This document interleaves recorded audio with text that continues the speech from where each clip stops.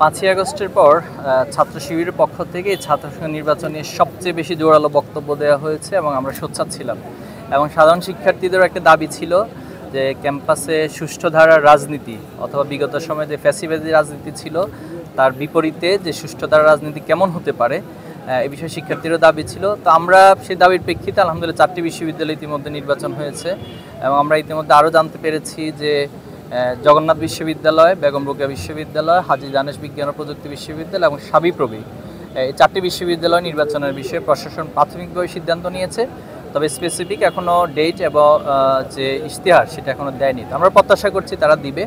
তো যেহেতু দীর্ঘদিনের একটা অচল অবস্থা ছিল ছাত্র সংসদ নির্বাচন নিয়ে, এটা আলহামদুলিল্লাহ কাটতে শুরু করেছে। আমরা প্রত্যাশা রাখবো যে ধাপে ধাপে বাংলাদেশের অন্যান্য ক্যাম্পাসগুলোতে এই নির্বাচন অনুষ্ঠিত হবে ইনশাআল্লাহ। দেখুন, এটা নিয়ে তো অনেক আলোচনা, অনেক কিছু হচ্ছে, ডিবেট হচ্ছে।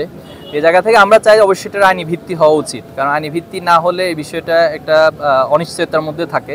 কারণ বাংলাদেশের অতীতের রাজনীতি বলে যে যখন ক্ষমতায় এসেছে সে চেয়েছে সর্বোচ্চ ফ্যাসিবাদী হওয়ার অথবা সর্বোচ্চ ফ্যাসিস্ট হিসেবে আবির্ভূত হওয়ার।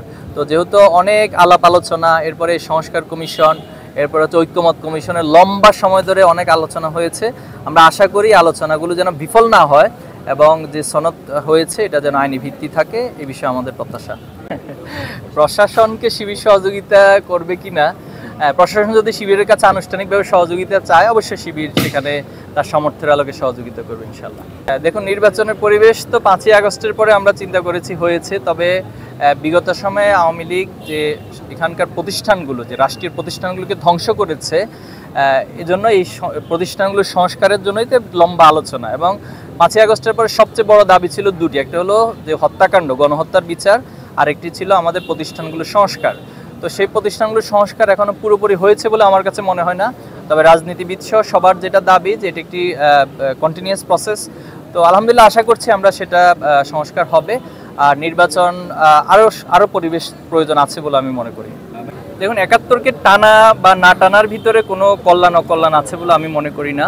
71 আমাদের এখানকার মানুষ জীবন দিয়েছে, রক্ত দিয়েছে এবং তাদের সকলের প্রত্যাশা ছিল যে পাকিস্তান যে বৈষম্য আমাদের উপর করেছে সেটার পরিত্রাণ হবে এবং সত্যিকার অর্থে বাংলাদেশ সমৃদ্ধ হবে। কিন্তু আমরা দেখেছি পাকিস্তানকে ওভার করে যারা এখানে মানে এই রাষ্ট্রকে পরিচালনা করেছে তারা তাদের চেয়ে বড় স্বৈরশাসক হয়ে উঠেছে।